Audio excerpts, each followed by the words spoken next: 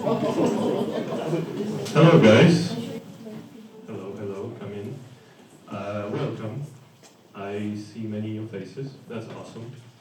I'm very happy to see you all tonight because, of course, we have a very special guest. Karyna finished New Media Arts here at 𝗖𝗽𝗏, and now she does something in the industry, which is, of course, why I invited her.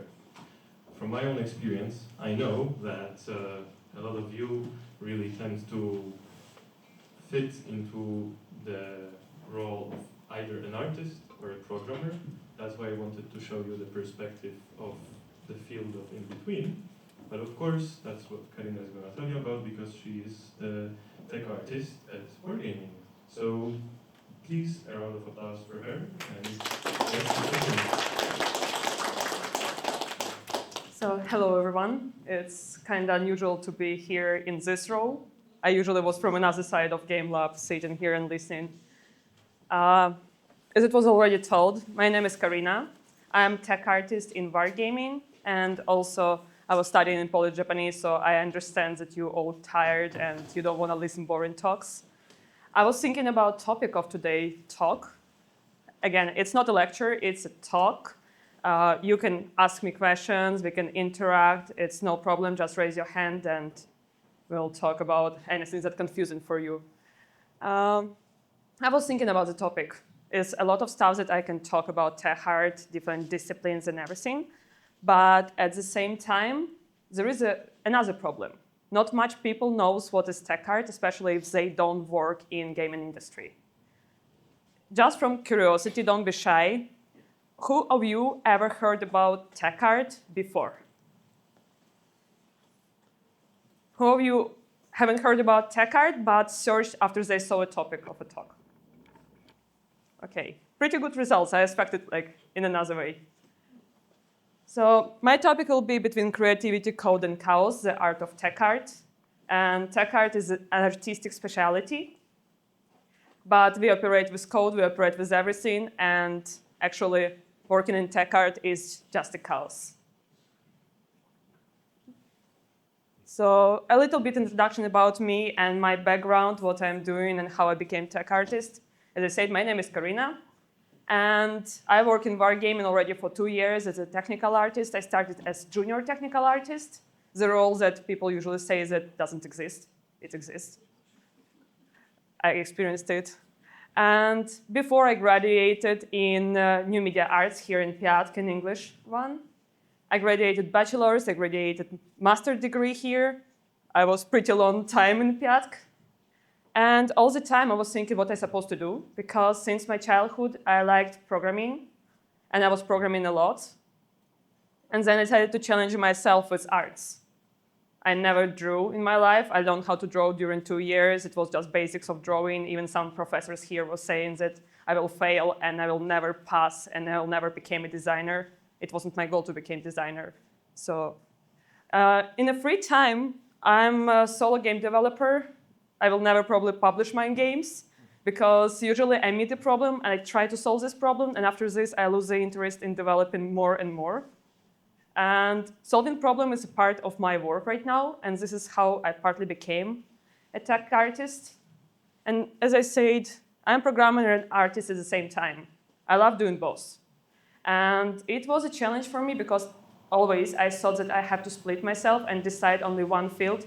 Do I want to program or do I want to do art?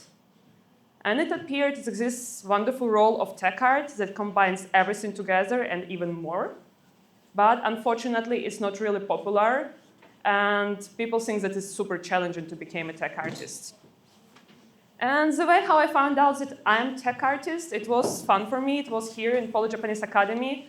I was in 3D course with Professor 𝗖𝗽𝗏𝗍. Probably some of you still attending it. And it was group projects. And in a big group, it's always needed some person that will solve mistakes and problems of everyone else. So in this project, I was never creating something myself. I was sitting in a room and just helping people to understand why Unreal Engine crashing. That was all. And after this, one of our guys said that you are a tech artist then. And the next semester, I became a tech artist of this group and not just like some modeler. And what we're going to talk about today is what is tech art and especially what is not tech art. Because if you try to Google tech art, probably if you're not Googling tech art every day, you will get wrong results, totally wrong. We'll talk about soft and hard skills of tech artists because it's super important how to be and who you have to be to survive this role. Surviving is like the best option here. Responsibilities and real work, how it works, and usually what's written in career offers, it's not the things that you're going to be doing, unfortunately. Tech art and its kinds, and should tech art know everything in the world? And also we'll talk why this role is unpopular and why not everyone wants to become tech artists, even if they have a skill set for it. Why the industry needs tech artists and why it's like so popular role. From another side, popular to search for it. And the real situation in gaming market, how it looks right now. Actually, I did research yesterday how many game offers right now to work as a tech artist. And it's pretty much a lot. And how to become tech artist if someone of you will become interested in working as tech artist. What skills and what you have to learn and what you have to do in your free time to actually get this role, even as junior tech artist if you want so.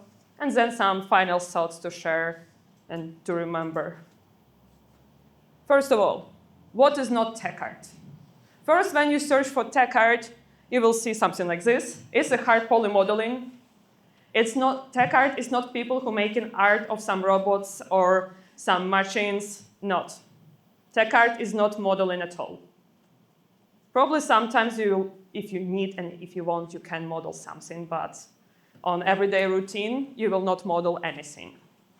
Also, tech art not creating blueprints in its original understanding, not Unreal Engine blueprints. Unreal Engine blueprints, actually, we're working with them, but the blueprints and the technical specialization of every model, you have special guys for this. Usually it's like in wargaming, it's historical assistants. And in other companies, it can be like some engineers or industrial designers that will tell you the perfect measurements of every part. And also, it's not textilized art. Don't search tech art on Pinterest. This is what you will see, tech art on Pinterest. If you will search tech art, probably you will get lucky sometimes to see few videos from Riot or Ubisoft where they talking about who is tech artist. But you will not find a photo of tech artist. You will not find an illustration what is actual tech art. And you will never find tech art portfolio. When you apply to jobs, they ask for tech art portfolio, but even tech artist doesn't know what is tech art portfolio still. So what is actually tech art? Tech art is a hybrid role where you combine art and programming, and you help both parts of game development to work together and to collaborate successfully. It's like, if to tell in a short. We're also responsible for optimizing, for pipelines, for version control, for file structures, and everything like this. But everything is about efficiency of work. And if everything's set up correctly, you will not even see tech artists at work. If at your work, where you work like in the gaming industry, tech artist comes to you, it means something is coming wrong already. So tech artists focus on developing and maintaining art production tools and shaders. So mostly we help art teams. Engineers is some like supportive group. We somehow still artists, so we have to come and help artists to do their work more efficient and also to balance quantity and quality. Because in gaming industry, as you see right now, it's really hard to produce big quantity, and with low quality player, low satisfied. And you have to sell your games. So you have to work fast, efficient, and do everything. For this, you have tech artists to help you. Also, tech artists optimizing assets, performance, and rendering is one of the main roles of tech art, to optimize the game so it will run. Because I'm pretty sure a lot of you participated in game jams and struggling with problems when after game jam, your game running on 5 FPS or not running at all. I was there, I remember this. Once I did a game on Unreal Engine, it was really fun. Yeah. Also, tech art is supporting artists with solving technical constraints. Something not working, something is crashing. They don't know which buttons they have to press. They come to tech artists. In perfect world, you provide them with documentation that they have to read and learn, press these correct buttons. In real life, you just make a video call with them and you explain what have to be clicked and how it's supposed to work. And also, they implement in visual effects, lighting, and materials.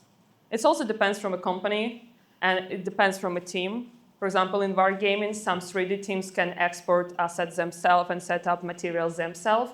And some teams, they deliver you final product in Maya file, and further it's your problem how you will combine it and put in the game.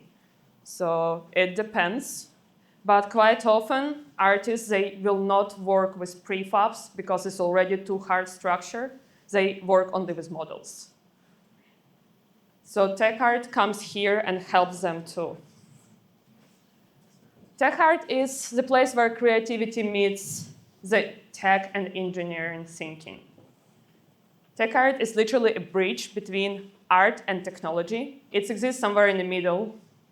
And in real size, it would be like super small intersection of these two circles, because tech art is always a small team of guys who sit in and thinking about everything. But for illustration, yeah, tech art is like superstars or unicorns of every team. They focus on making creative contents that work inside of technical systems.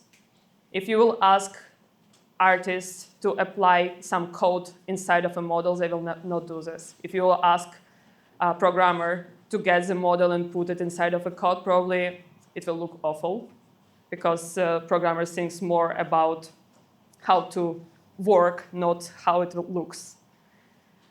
They build tools, pipelines, and workflows.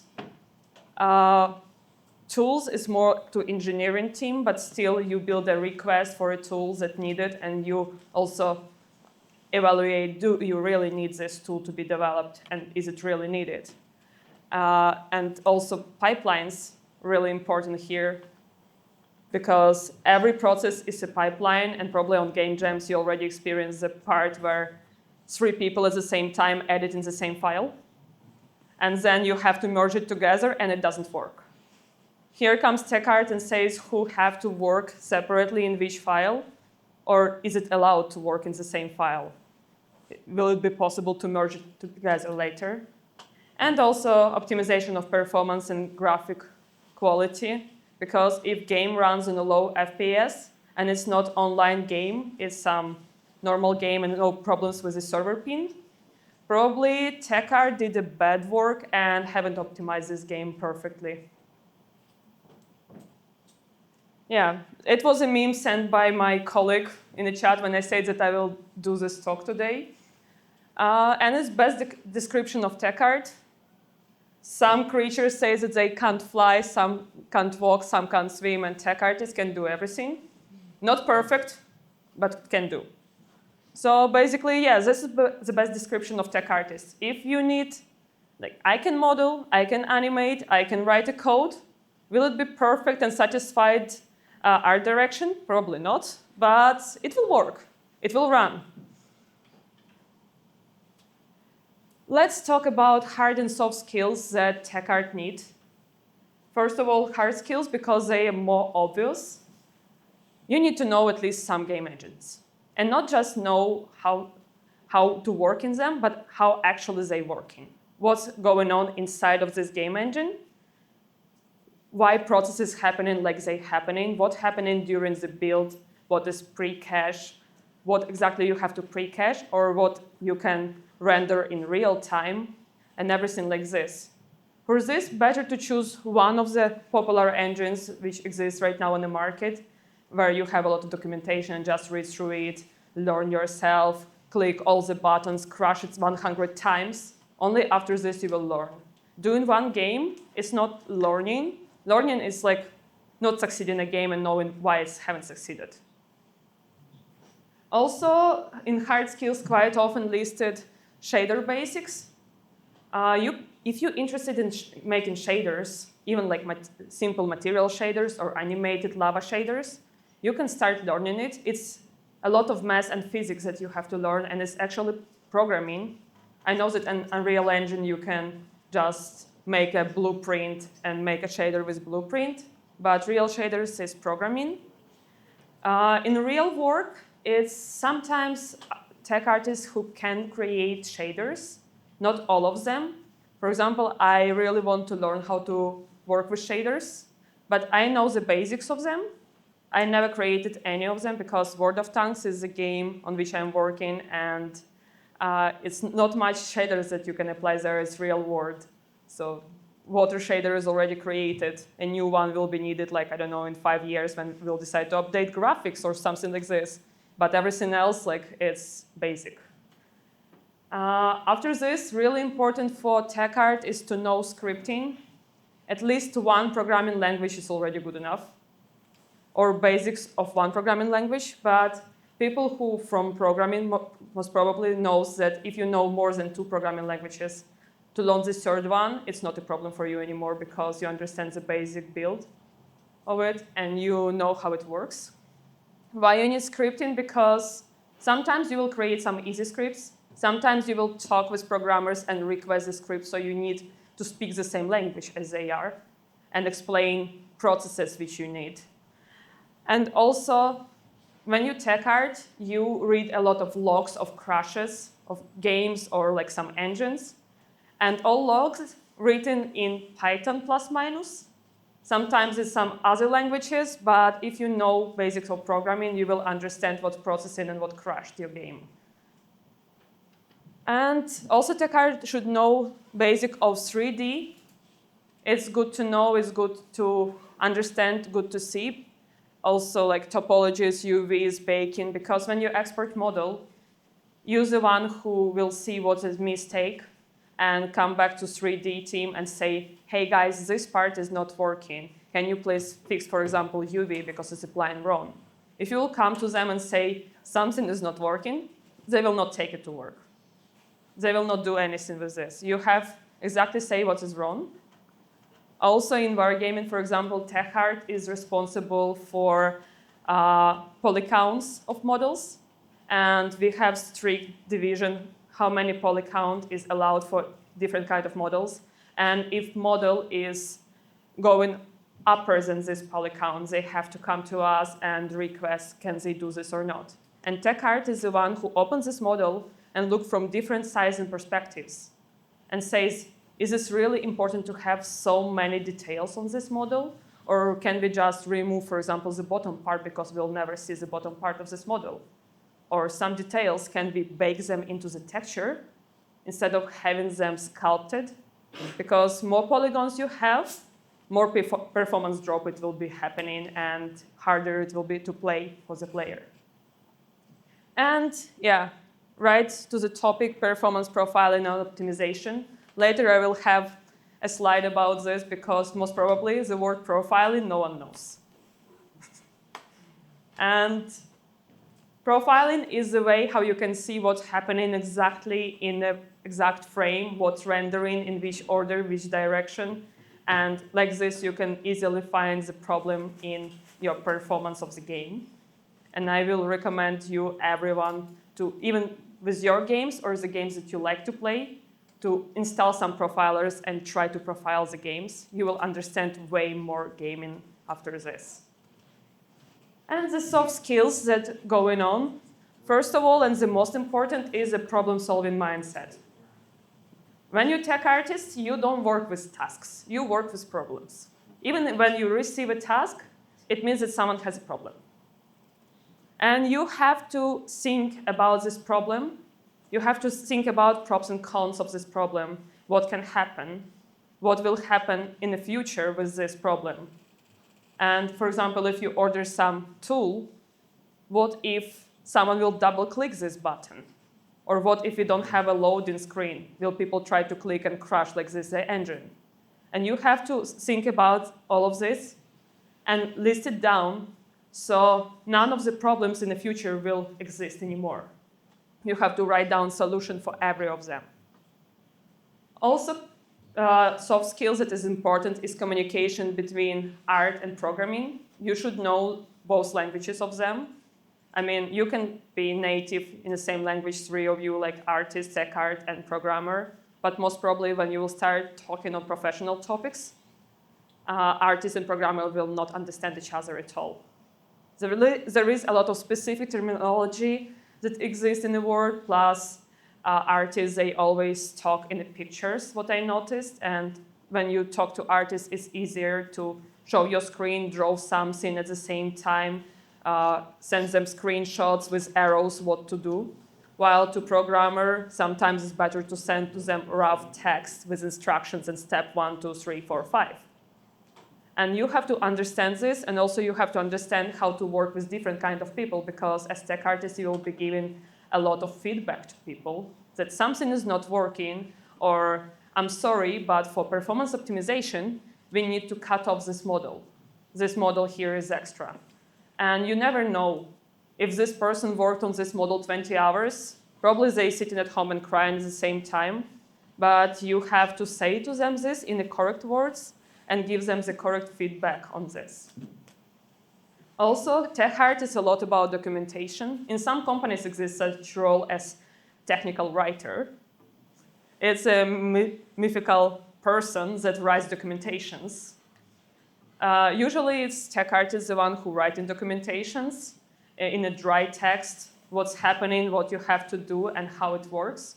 So later, when someone else will start working with this project, they will have already open page with all instructions what to do and how different problems to solve.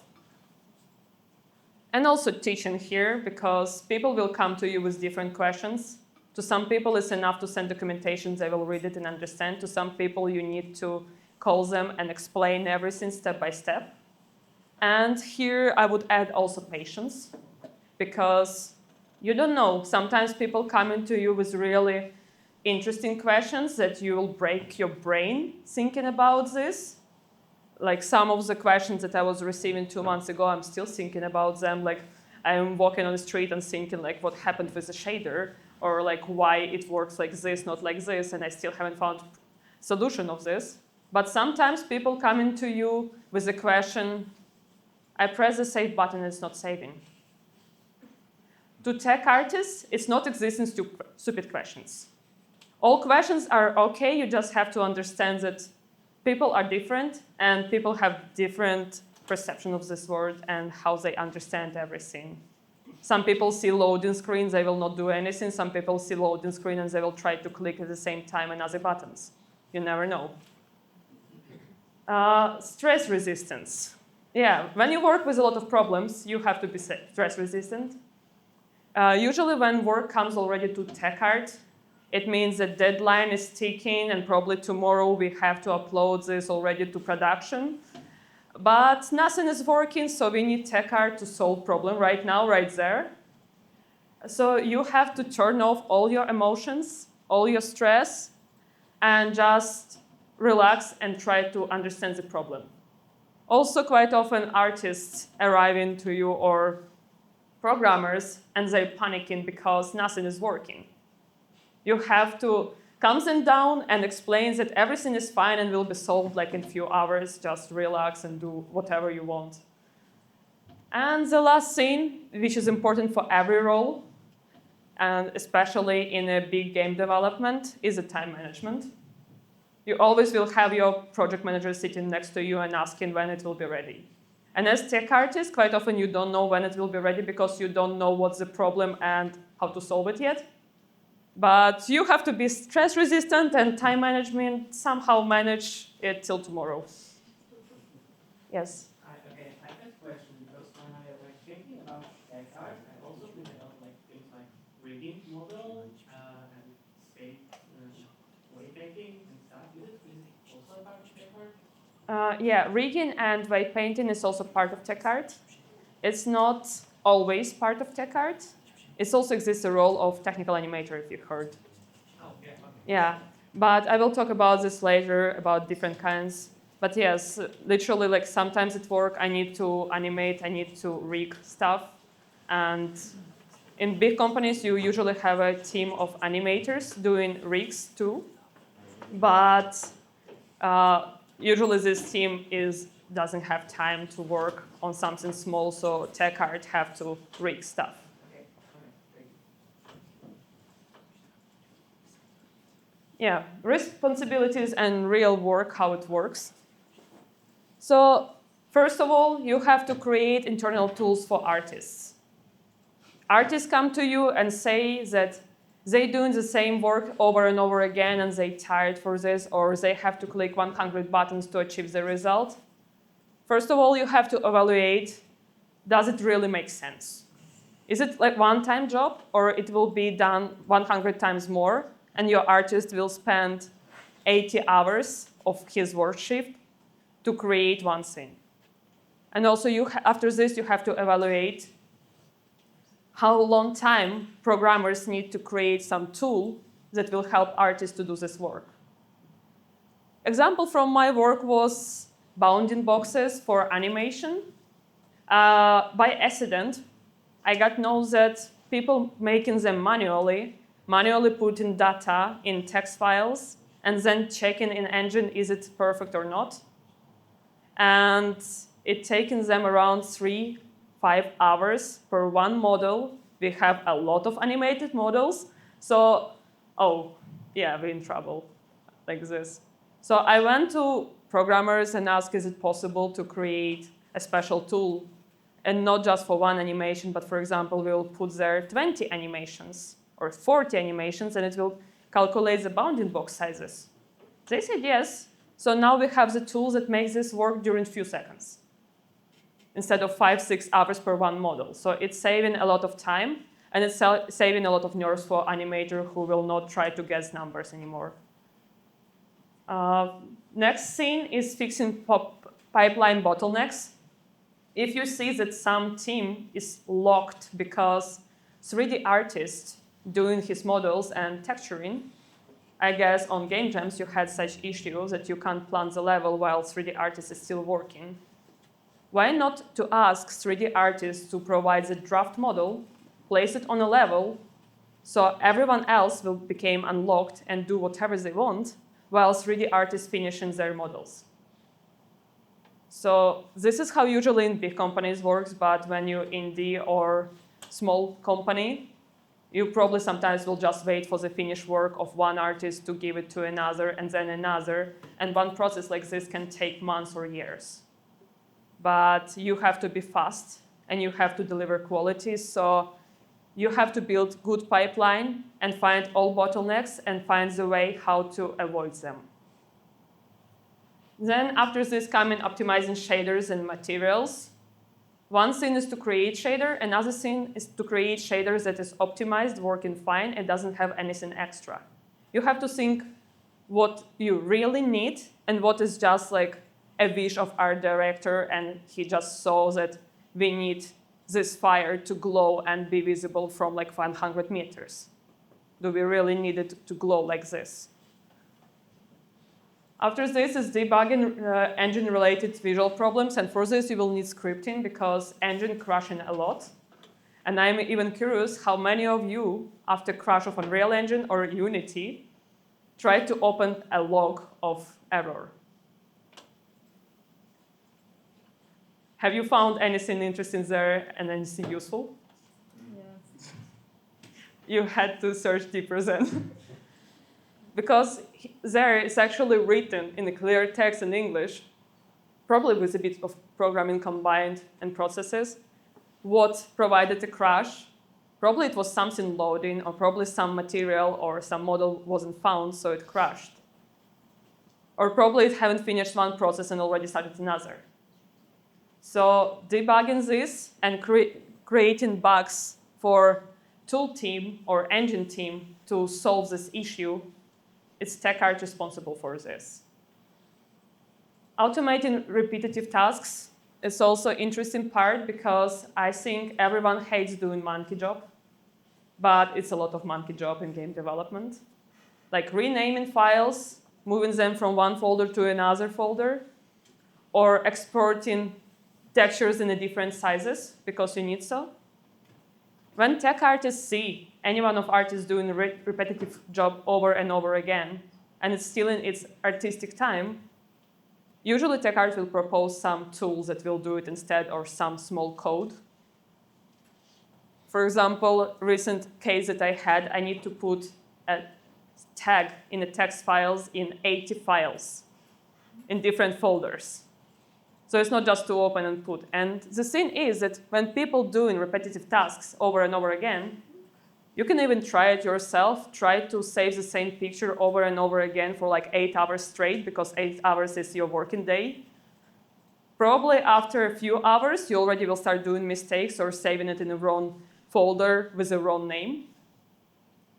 So it's better to avoid human mistakes here and do some code that will do it automatically, call it with the correct name, and put it to the correct folder. Yes, you will need some time, but it will work. And like this, right now, a lot of export working, a lot of texture export also working. So people have to do less manual monkey job. And here comes, the things that you were asking, rigging and weight painting. Advanced rigs usually done by animators and technical animators. But some simple rigs, when animation team has no time, TechArt have to do this, unfortunately, or fortunately sometimes. So we need to know the basics of it. We need to know how to apply it and how it works. And also quite often you will get a bug, for example, that skin works wrong, but you don't have free hands in animation team who can fix the skin. So you open Maya and fix skin yourself. And the last thing, but it's really important, people not really paying attention to it, is version control and file structure. TechArt is the people who controlling how people committing, where committing, when committing, that files doesn't have any conflicts or problems. And also file structure, where files lay in with which name, because I don't know, texture called fire, final, fire. It's not something that you will put in a big company. Probably for your game jam it will be enough, but no, here not. So TechArt have to think about this and have to think about future, that any of these materials will be easy to find and understand what is this.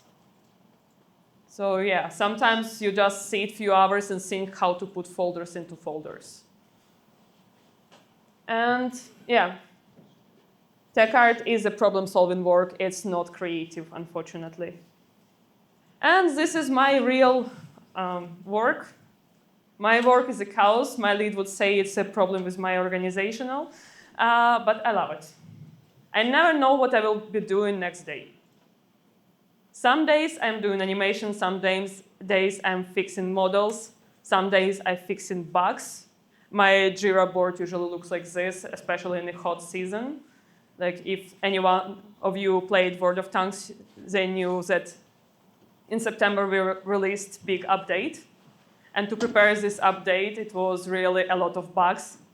And yeah, I was receiving around 30 bugs per day.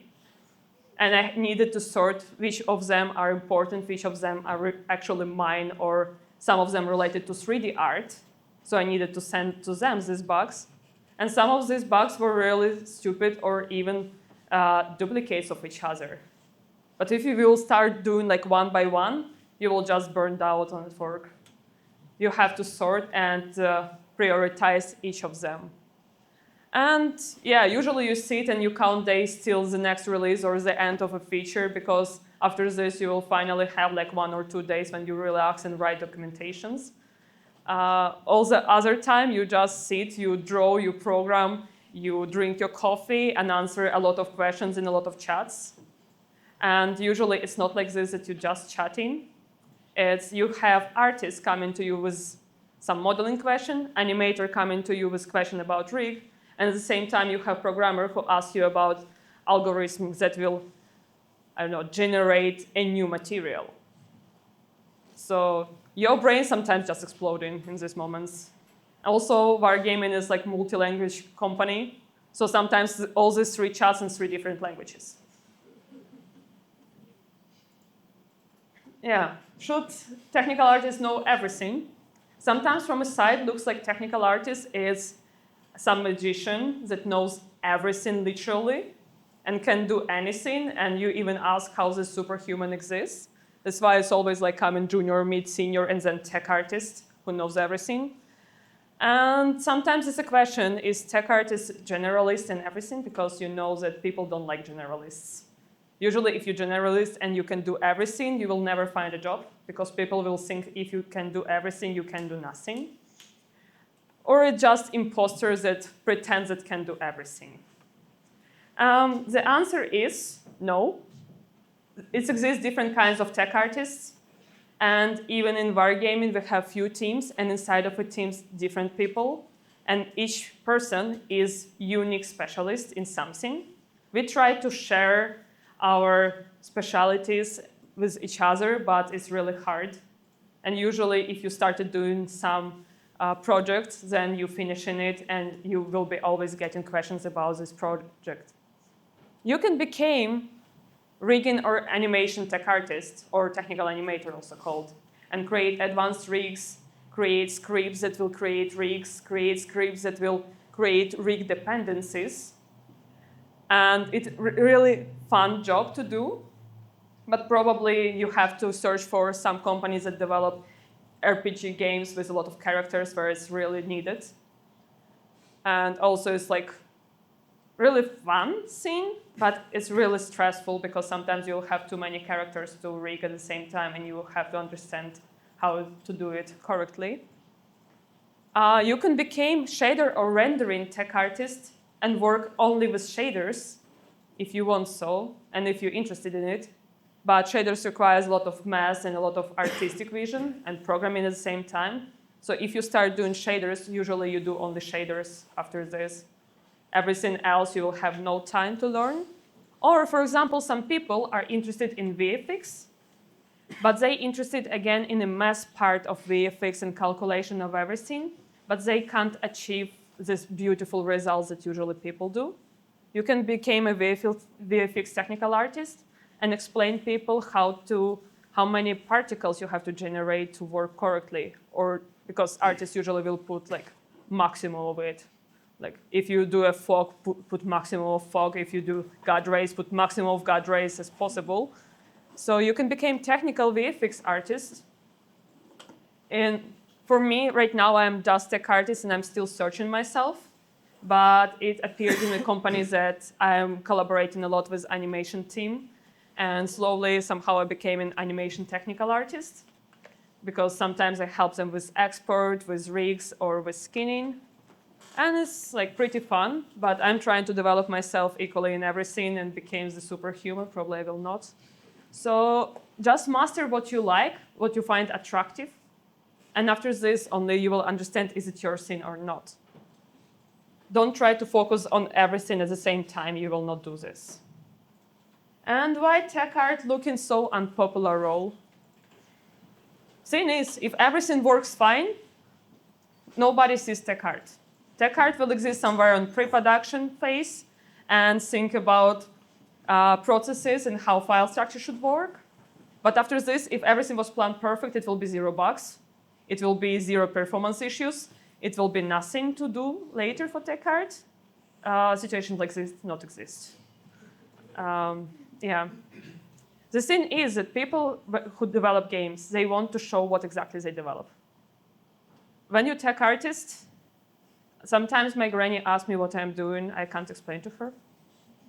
I can't even explain how I'm an artist who not drawing already for 2 years. My maximum of drawings was the sketches where I was explaining to people how I can put stuff on a tank. So yeah, you can't just put your portfolio and say, I did this. No, you haven't did this, unfortunately. Also, it's hard to explain to beginners what is tech art. This is what I'm trying right now to do. I'm hoping I'm succeeding in it, but I know that some terms and some things that I'm saying doesn't make sense to you, probably in your head. Another problem that I faced when I was learning about tech art is no open source courses. You can go to any course platform, find course how to become 3D artist, how to become character artist, how to become programmer, how to become game designer.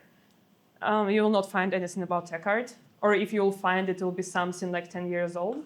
Same with shaders. I found on YouTube some videos how to create shaders, which is 15 years old. I'm not sure if it's like this info is still existing.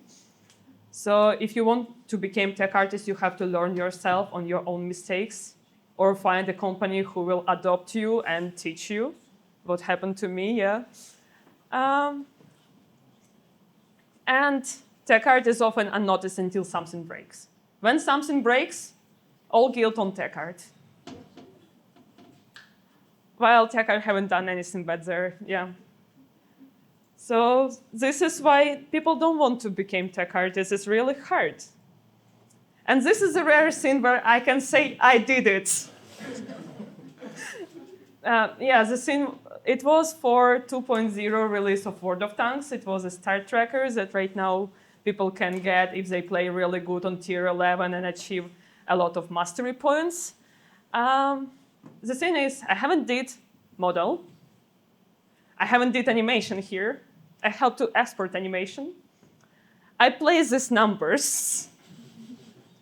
And yeah, another team was super busy, so I also made markings on the tanks where to place it. So I'm very proud of myself, finally something that I did running in the game. And I actually can achieve it and put it on my tank and be so happy about me and say that my parents are proud of me. Yeah. But most of the time, work of tech art is unnoticed. And the next slide, I will show you how unnoticed it is. Yeah, these things that I'm proud of. Probably is any one of you playing World of Tanks? Yeah, not much, but probably you saw on maps these random events that happening. For those who are not playing, I will describe. You play your normal game, and then massive plane or aircraft or some bombs started falling on the map and changing gameplay after this. This is really challenging thing, and when I came to Wargaming, they already were doing this. And the work of tech art here is super unnoticed to player. I will explain what tech art do. If you will just drop a model on a map and start rendering their particles, smoke, a lot of decals, new perspectives, your FPS will drop. If you played before on 200 FPS, after this thing drops, you'll have 80. And it's if you have a normal PC. If you have PC lower, you will have around 15 FPS, something like this, already not playable thing. So tech art, checking the map before the thing fall down and after, comparing them, and giving advices to other teams what can be removed and how it can be optimized, so player will not notice a change of performance in the game. So when you see in the game something changing, or door opening a new room loading, and your FPS drops on 10, 5, like 15, it's fine. Don't be angry on game development on this point. It's maximum that's possible to achieve. It haven't dropped to 0. It's already good. So yeah, this is the stuff that we quite often do, and we're trying to optimize and give advices to people. And this is also the problematic part, because you have to decide here what is important to leave and what can be removed. And you come to every team, you say, hey guys, we have performance issue. Can you remove this smoke? And they say no. So you have to find another thing what to remove, or you have to convince them that removing the smoke is really important in this part. And here profiling works, and you show people logs, you show them percentage, and you say, come on, these particles can't weigh more than the model itself. And like this, you optimize the game. So why the industry really needs tech artists? Tech artists is like unique role. And as you notice, games getting more complex and complex. People want to surprise the player more and more. And also when games start developing, the technologies existing like on one thing. When the game will be released, it totally another technologies already. So you have to be on time right there. You have to think. You have to push art further to be wow for player. But at the same time, you have to push technologies to allow art to be wow. to be surprised. So yeah, tech art is increasing technical complexity of the games and allowing to create something new and something wonderful. Otherwise, we would still play Pac-Man. Tech art thinking about real-time graphics and how they can be applied, in which situation real-time graphics really works, and in which situation is better to create a pre-cache and load everything during the game loading. Because also you can pre-cache everything, but player will not wait 15 minutes until the game loading. Artists need better tools to work faster. As it was mentioned before, time not waiting, release date is already like in a month. Artists need to create stuff, a lot of stuff, and you have to help them to work as efficient as possible. And performance memory is critical. I know as players, you probably were getting mad when you're downloading the game and it's 200 gigabytes. And then a new update coming in a few months and it's extra 50 gigabytes. And you need to delete another game to play this game. Yeah, memory is important. And same with performance. You will not buy a new GPU to play a new game. You want to play the old one and like have your money still in your pocket. So it's important to have in your company a tech artist. It's also important to think as tech artists always and think about everything what's happening in the game. And the real situation in the market looks really fun. I think I also had to apply here the screenshot of my LinkedIn private messages, because at least once per week I'm getting a job offer.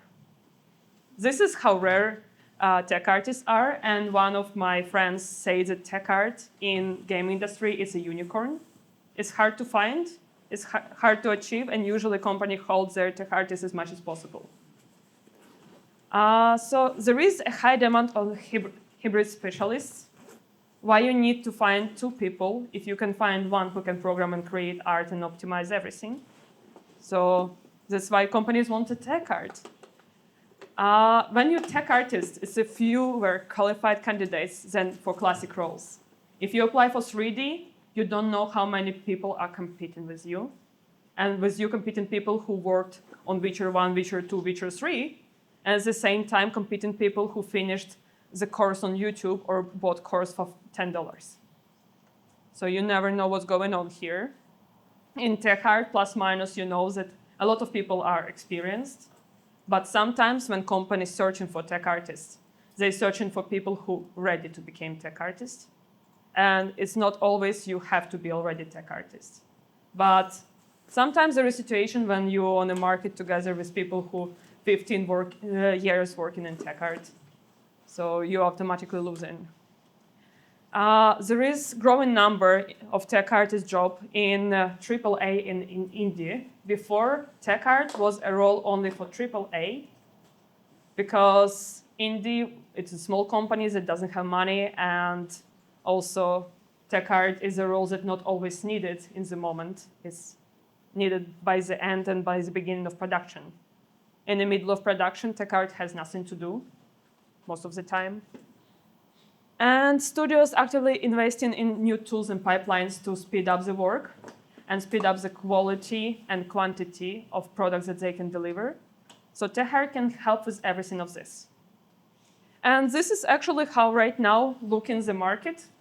I opened 4 pages after I Googled tech art work offer, on English even. So basically, CD Projekt Red searching for tech artists. Somewhere here, Riot searching for tech artists, Spacecraft searching for tech artists, Activision Blizzard searching for tech artists. So big companies are searching for tech artists. And always for different kind of tech artists. It can be technical animator, technical director, graphics, VFX, anything. Yeah. It's hard to see from up here, but is there junior positions? Because if I see something, I see senior. Intern positions. It's intern position here, yeah. It's no junior position, but there is a trick. When I was applying, my job right now is my first job in game development. Before I was doing the job for money, not for interest. I applied to a normal role, which required 5 years of experience. I got my job. So I also failed my technical interview. What skills did you get at that point? Uh, At that point, when you first applied to the job? I had 3D modeling, animation, basically anything what in 𝗬𝗺 you can learn. I was walking to like all courses and doing as much as possible. My portfolio was fully from 𝗬𝗺 projects. Nothing was done for me. Also for diploma, I was doing a game which is not running, but it is a game. Yeah. And also I had the programming languages. I know around 5-6 programming languages, probably like sometimes changing the number because some of them I'm forgetting and some of them not used anymore, like Pascal. Yeah. But in the end, it appeared that they were searching for people who were ready to become, and they were fine with teaching me. And when it was a technical interview, I failed such question at what is MIP maps. Now I know what is MIP maps. At the moment when I was applying, I didn't know. Yeah. I had like maybe a big question. Actually, for example, I and I feel like many other people like struggle with that. When do you know that you are good enough to get a job? Where is this point when you are like, yes, I'm good enough, I will get this, everything's going to be fine? It will be sad saying you're never good enough, but it's always worth trying.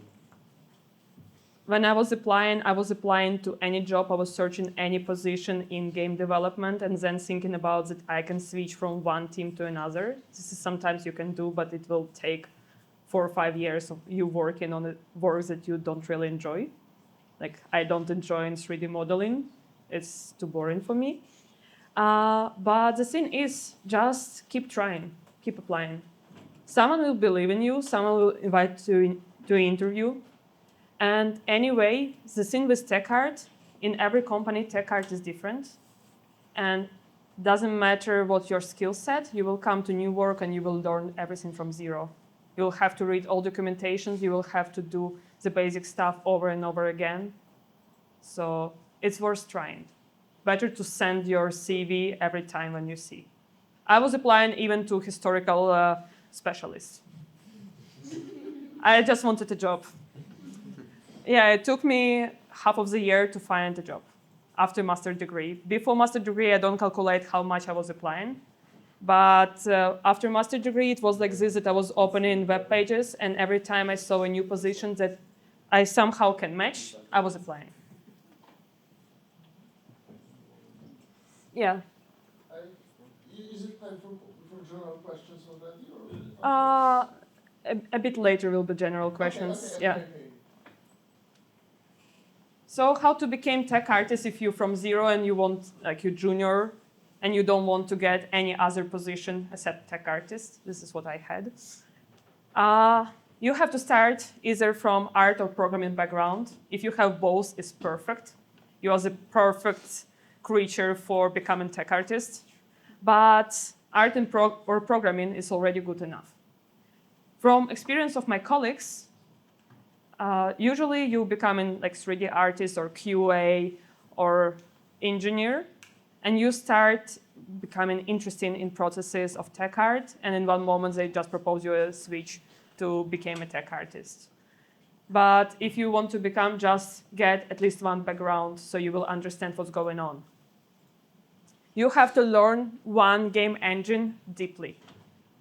And you have to dig inside of game engine. You have to read all documentations. You have to read all these chats that are going on the game engine, walk to the talks about game engine, and get know as much as possible, because you have to understand not just how to make games, but how games works. Also like rendering processes, what's going on behind the rendering. Study shaders and rendering basics if you're interested. Like shaders if you're interested. Rendering is obligatory because picture is rendered. Unfortunately, we have to understand how it's rendered, in which direction it's rendering, and how rendering process is happening. Build some simple tools and automation scripts. When you work on your own projects and you understand that you do the scene over and over again, even if it will take you 4 hours to do all of this work, probably spend this 4 hours to create a script that will do it instead of you. You will thank you in the future. Like, you will come back to the script and use it over and over again later. And create a technical portfolio, not just visual. If you apply to technical artist position with just 3D models and some games, it's good. They probably will also try to take you and invite to interview. But it's also cool to showcase how your scripts working or what else you can do. In this situation, being generalist is really nice. Yeah. Okay, I have another question regarding like preparing yourself for this job, because like in game dev currently we get a lot of softwares, and for some of them are paid, some of them are free. Well, okay, I'm speaking about Maya versus Blender stuff. Yeah. Yeah. Okay. And for example, like if one company like says like they require like Maya skill, would you get a job if you know like only Blender stuff, or they need like Maya? It can be like super specific. Usually right now companies support both or even goes to Blender more than to Maya. It's only strict limitation in some old companies. But basically, if you know how to model in Maya or in Blender, it will take you 1 week to learn interface of Maya and start modeling there. The main point is that you have skill. Switching between different softwares is not a problem if you have skill. Okay, thank you. It's just like a lot of those type of like programs are very expensive and not accessible for most people.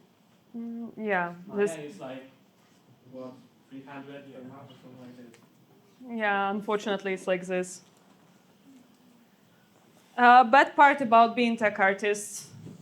After becoming tech artist, you can't play games anymore normally. It's totally another experience now. After 1 year of release Stalker, I finally decided to buy and play it. I have a gaming PC at home, normal PC that allows high quality graphics. I know that it's Unreal 5. Yeah, for example, one of the opening scenes, you meet the guy in a bar and you talk with him. I don't remember this talk at all because I was focused on this shader. I was staring there and asking them, why? If the shader of glass is not good, you can create glass of beer, like not a glass one, from clay, I don't know. Or even on the back, you have a jar of pickles, which looks normal. What happened with this glass? Like, after this, I closed Stalker and I haven't played for months. This is how traumatizing it can be. After this, I returned to the game. Yeah. Do you see shaders outside the window also? Sometimes, yeah. Unfortunately, sometimes, yeah, I can walk and think about stuff like this, or I can see some cool reflection and think how to create this reflection in shader. Same, like, I guess every artist has a scene when they see God rays on the sky, they think how to create it in a game. Don't even try. I did this mistake in my diploma. Yeah, after not playing Stalker for 1 month, I opened it one more time. I started playing it again. I completed some quests. And then my shader started lagging like this. It's not a motion blur. It just was patching, and my FPS was lower than 0.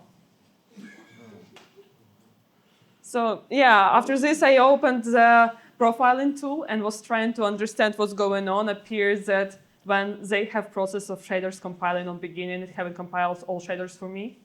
I still haven't found the issue like with this, and I haven't found how to fix it.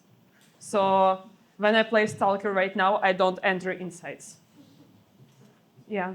I got another sorry for questions. I just think like what you're saying is very interesting. Okay. My question is that now we hear a lot of situations when a game is just badly optimized and completely unplayable for most of people. Like, and you said that pixel art are more and more popular position. So shouldn't it be like why? Maybe. Why are games badly optimized? Yeah, why the games positions now? are rising? Yeah. The thing with games badly optimized, most of the time, it's lack of time. Or that some people prioritize good picture over the playability of the game. But most of the time, it's also try of new technologies. Stalker was one of the first games that officially announced that they developing on Unreal Engine 5. Unreal Engine 5 is still bad engine to develop games. And yeah, it's a joke existing. I even saw it in a chat that Unreal Engine games is impossible to optimize. This is what I see. And also from like gaming experiences, I can say another story. I haven't found a screenshot of it, unfortunately. I was playing Hogwarts Legacy, famous game for everyone.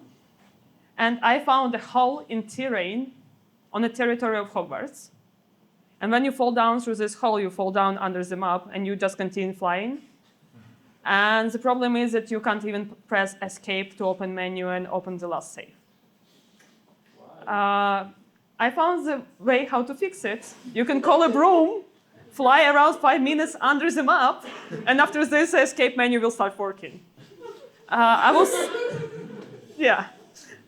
was falling down in this hole around 15 times more, and then I sent a report to a company who develops it, like, hey guys, it's totally not fine.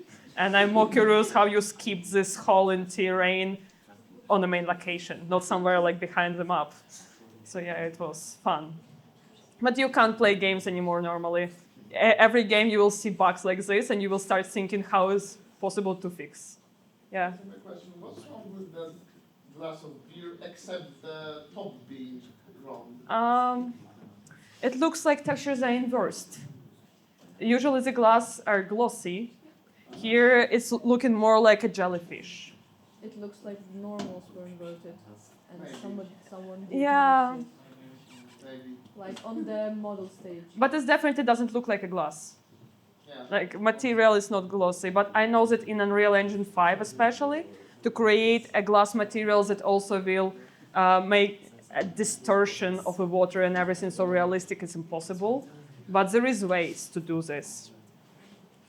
So yeah, if you haven't got motivated to become tech artist, I guess like not everyone's so brave enough to apply to tech artist positions immediately after finishing university. You should become tech artist for yourself. What does it mean? You have to think about your game and the things that you're doing good enough and work smarter, not harder. Don't do monkey jobs. Think how you can apply a script. Even ask ChatGPT to write a script for you and check if it works to avoid doing monkey jobs. Learn how to optimize your own games. What you can do there. Do you really need 100 polygons on this model, or this model can be 50 polygons only? Do you really need this sculpture being sculpted? Do you really need this material to gloss and to be shiny so much? Understand the technical limits of your tools. This is the thing that I was always forgetting when I was developing my projects, because I was trying to achieve maximum while it's not possible. Especially in tools, it's not just knowing Unreal Engine or Unity, it's also understand the limits of your PC. My laptop, after finishing academy, not working anymore. It got burned after my diploma project. And you always have to think as a problem solver. Don't be upset if you get problem. Become happy if you got problem. You have a new opportunity to learn something totally new, to research different chats, different forums, to read documentations, and just solve this problem and get new skills. Thinking like creator, probably you will get upset on every problem and every bug, and you will think that you will delete this file and forget about this game existing. But yeah, this is life. And as I promised, game profiling. Game profiling is the thing that you can do yourself in the free time with your game, your project, or any game you play. It's a really useful thing, and I got known about it only when I got first interview with Wargaming. And they sent me a task to profile the World of Tanks game and say, do I see any errors and what can be fixed? At this moment, I didn't know anything about game profiling. So I just searched on YouTube and I was trying to learn game profiling in 1 week. It was successful, it's good. But profiling is the thing how you can learn how system works inside. What GPU, CPU, memory do. Just install RenderDoc on your PC, or it also exists NVIDIA profiling tool. It's totally free. And after this, you run RenderDoc. Through RenderDoc, you open your game, and you will have a small text on top. Press F12 to make a screenshot. Inside of this, you make a screenshot. After this, you open RenderDoc, and you can see every layer of every frame that got rendered, and you captured it. So for example, you can see how it was rendering, what rendered first, like Outland, what rendered next, models, what rendered after this, VFX, and only then rendered lightning. Like this, you also can find some funny stuff in games, like for example, some loot boxes. They can be hidden, but rendered, and you can't see them, but they rendered. You had a question. I had a question, but maybe for later. Ah, okay. Yeah.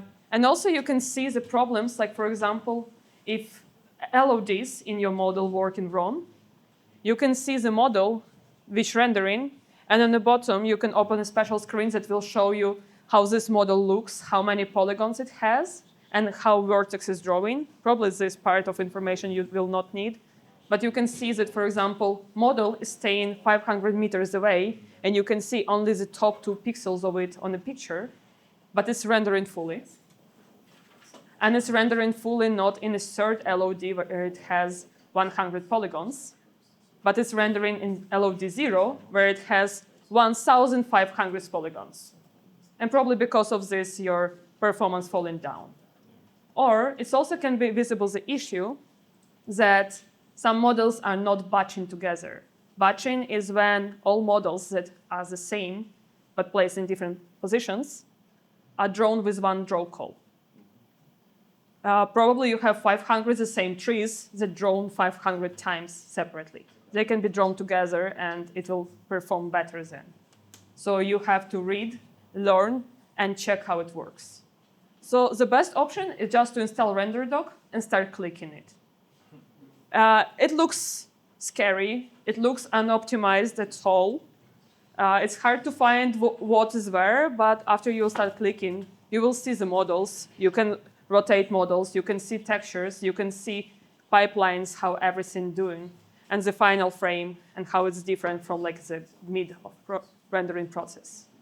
So game profiling is a thing that I guess everyone have to start doing in a free time.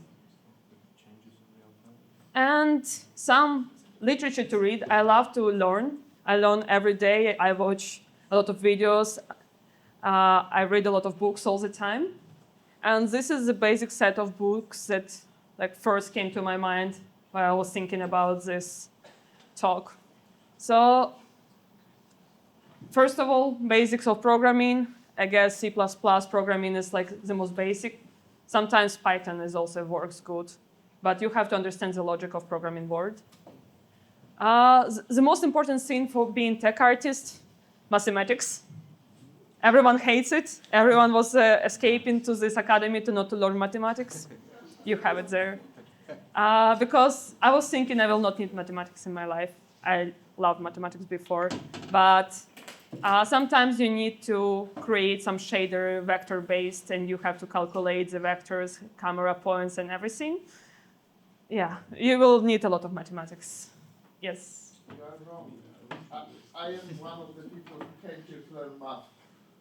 It's good. Probably you still remember something. I mean, I knew most of the math that was taught here, but I wanted it to be like more systematically like arranged. Yeah. Are most of those books like available for free on the internet? Or? Unfortunately, no. Okay. But there's always a way to find it. Anna's archive. Yeah. Non-rendering a lot. Real-time rendering is available in our library. Oh, it's cool. Game engine architecture, I believe, is too. So yeah. 3 years ago, it wasn't. Like Kalinowski set it up. So yeah. Oh, good. So yeah, you can check in the libraries then. They're available, some of them. Rendering you have to learn, and this book actually has a lot of basics of rendering, and you will understand processes more. Probably after reading this book one time, you will not understand anything. You will need like 5-6 times over and over.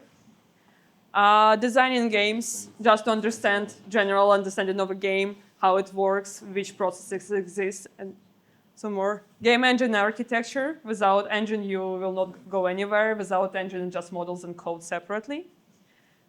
Interesting book to read is Unity Game Optimization. It's about Unity, but you can apply these processes to anything.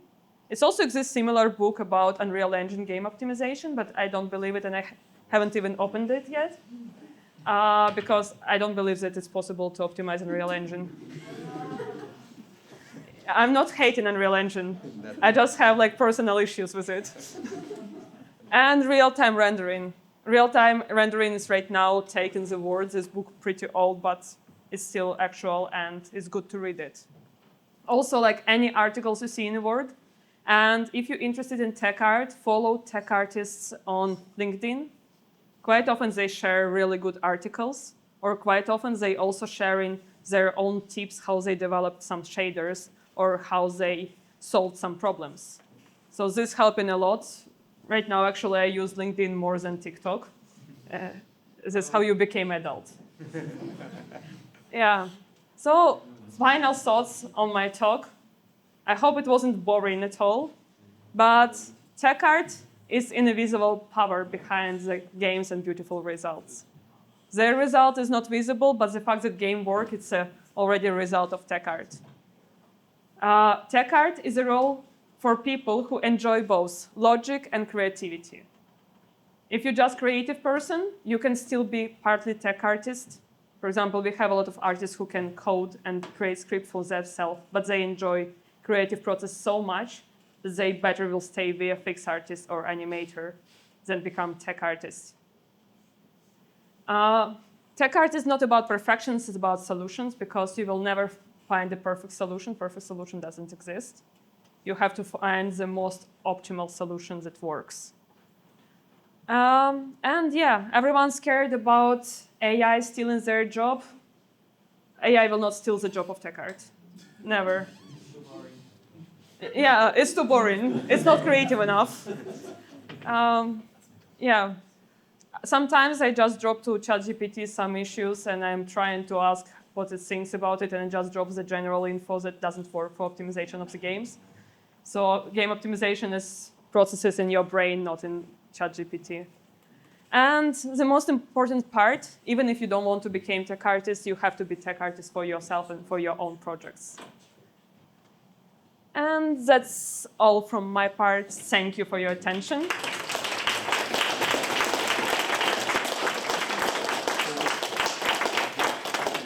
If you want to contact me, you can find me like Karyna Haiduk in LinkedIn, or I also sit in Discord channel of Boulder Game Lab. Questions. Time for questions. You wanted question, yeah? I have 3 questions actually. Can I? Yeah. Okay. So the first one, what do you think? Because recently on a game, after a game jam, I saw one file in a what? You need the mic. Oh, okay. How should I hold it? Like this. Okay. After a recent game jam, I saw a curious file in our project. We are using Unity. And you know how prefabs in Unity, what they are? Yeah. Okay. I saw a file named 3variant3 variant, which is a variant of a prefab, which is a variant of a variant of a variant of a variant. What do you think should be done here? In this point, the best thing is also to use version control. Because with version control, you can see who created this file. I know exactly who created this file. And she was a programmer. Uh-huh. Usually such files called trash and you just throw them away. uh, because a non-serious file will call variant. But yeah, Actually, I kept this file just as a trophy. probably it was some drafts that she was developing. No, it No? wasn't. It's on production. Uh-huh. That's then interesting, really interesting.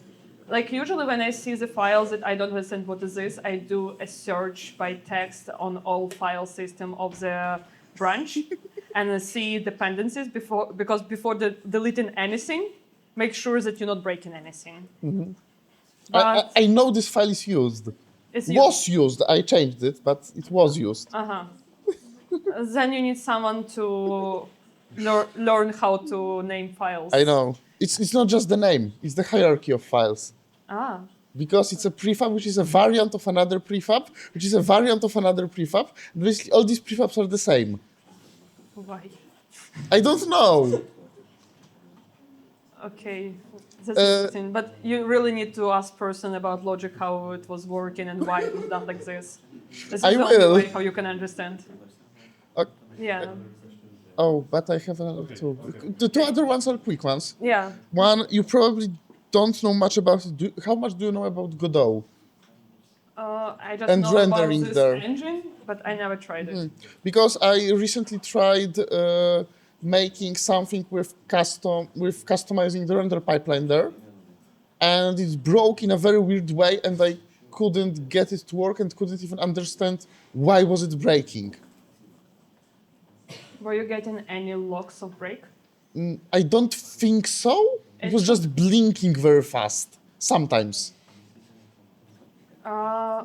Better option here is to use debug, and also like in the shader to I- debug panel. I and see. think I used it. I don't remember exactly, but this smoothly transitions to another question. Will you be on the after party today? Yes. Yeah. Next questions. You mentioned that. Speaking this, okay. And you can Uh, hold it somewhere here like for this? the recording. Like this? Is it working? Working, okay. It's not for this, it's for the... You have mentioned that a part of a tech artist's skills is self-management. You mentioned that this is very important in tech artist work. I was wondering, isn't that a producer's job to take care of your backlog of prioritizing and like putting you on the Jira board when you can see what task are you supposed to do right now based on other teams and your team current priorities? It is work of producer, it is work of project manager, it is work of your lead. But to be honest, even with some tasks, you will not come to producer already. Usually you discuss these priorities on a level with your lead. Walking higher is already like raising risks of tasks. But quite often it's important just to prioritize for yourself. And you know the graphics, which feature releasing when, and which problems are more important, which less. For example, if you see low bug, you will not start doing it first. Never. Okay, so next small question. Do you create Jira bugs for every small issue? Are you absolutely have to do it in your company? By protocol, yes. In real life, for example, if for someone engine is crashing, like artists have engine crashing, they will not create bug for this. They will come personally to you in messages. You will see, and then if it's real problem, tech artists will create bug for engine team, and they will work together already to solve this problem. But official tasks that will be committed to production, they have to be linked in Jira and have like all info for, because after this, you can't just commit something. In company, after you committed some content or code, come in QA who will check if it works. So they have to have basics of what to check. Thank you. Who's next?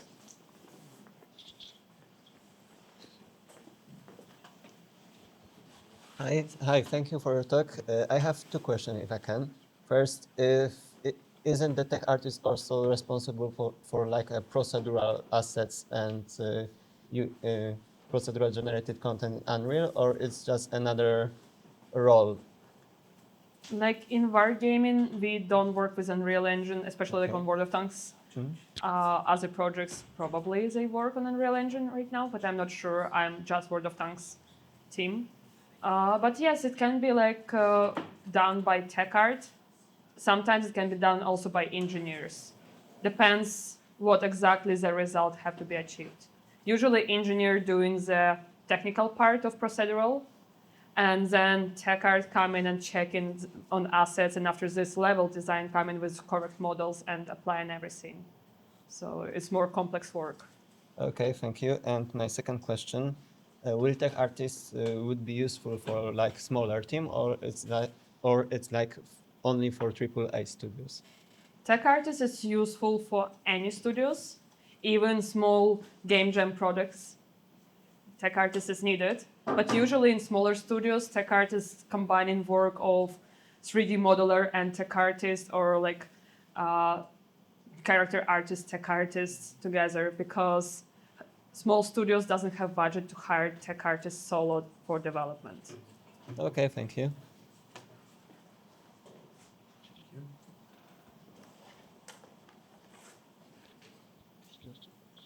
Do you love working at Wargaming? Again?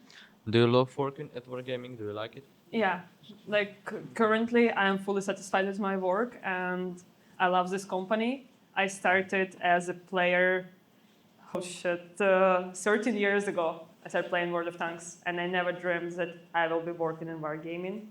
And now I think as for a first job, it's a perfect combination of good team, good skills, and general atmosphere of work. So I'm fully satisfied with wargaming. And it's not because I'm here from wargaming. Is that a mic view? I don't know, it's not tired. Thank you. For a while, I've been looking through technical artist portfolios, and I still do not understand how to showcase the technical aspect of the works in a professional mannerism. Do you have any advice for that? Like showcase the technical aspects. Sometimes you just have to apply screenshots of blueprints that you developed with a short description, like what was the problem that you were solving. Sometimes it's good to, if you write a script or something, post it on GitHub, whole project, and write description, what was the problem, was result achieved, what you wanted to achieve, what actually works, what doesn't work, so on. Or sometimes you can just make a video reel of like how the scenes that you developed working. Okay, thank you.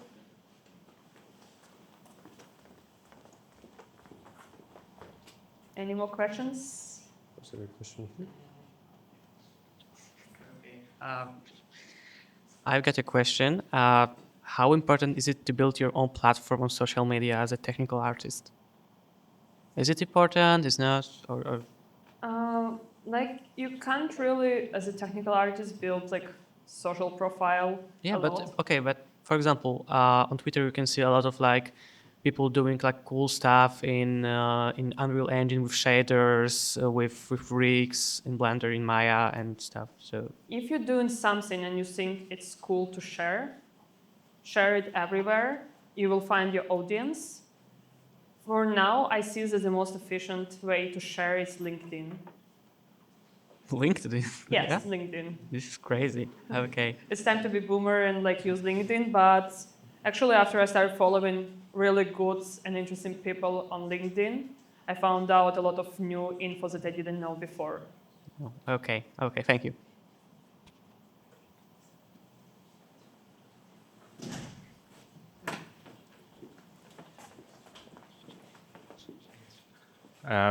So I have a question related to the things you said about being a tech artist and how it's like a mix of being an artist and being a technical, like more programmer-like person. And as a person who like studied a lot of math in school as well, I heard that you graduated from this university from New Media Art. And my question is like, what would you say?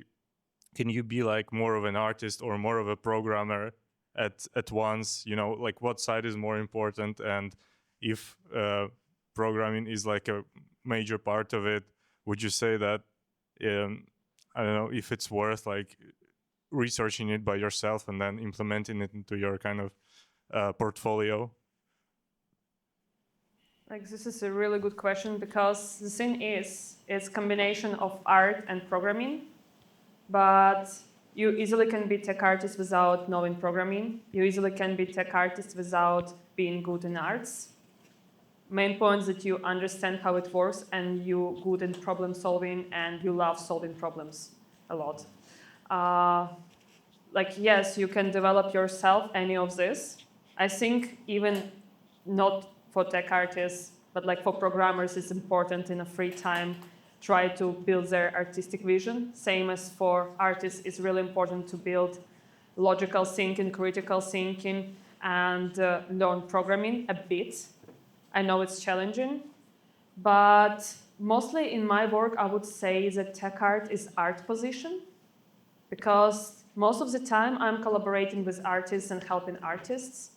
And if I'm coming to programmers or programmers coming to me, it's already about solution of a problem. Tech art exists more as help support role for artists team. And we always in art direction going, and we always located in art departments. Thanks.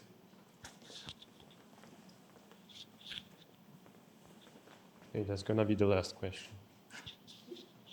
So would you say that if I would like to go into the game dev and I would apply for a technical job like art, would it be like a rabbit hole that I would never go out of the technical art position?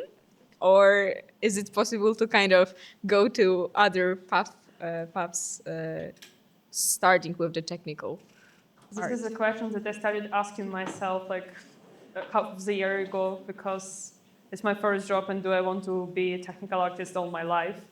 The thing is that being technical artist is interesting. Every time you learn something new.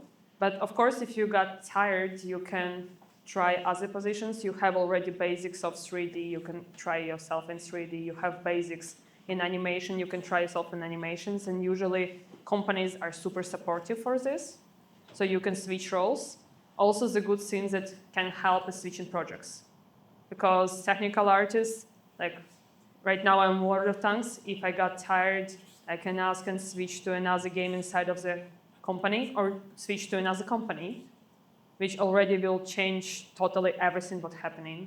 But no, in tech art, you're not locked for tech art only. You can grow into a solution architect and be responsible for a lot of solutions. You can grow into technical owner and own the technical part of the projects. Or if you will try good enough, you can even like learn producing and go to producing or anything else. Okay, thank you very much. Thank you. All right, that's all. Yeah, that's all. Thank you very much. Thank you very much.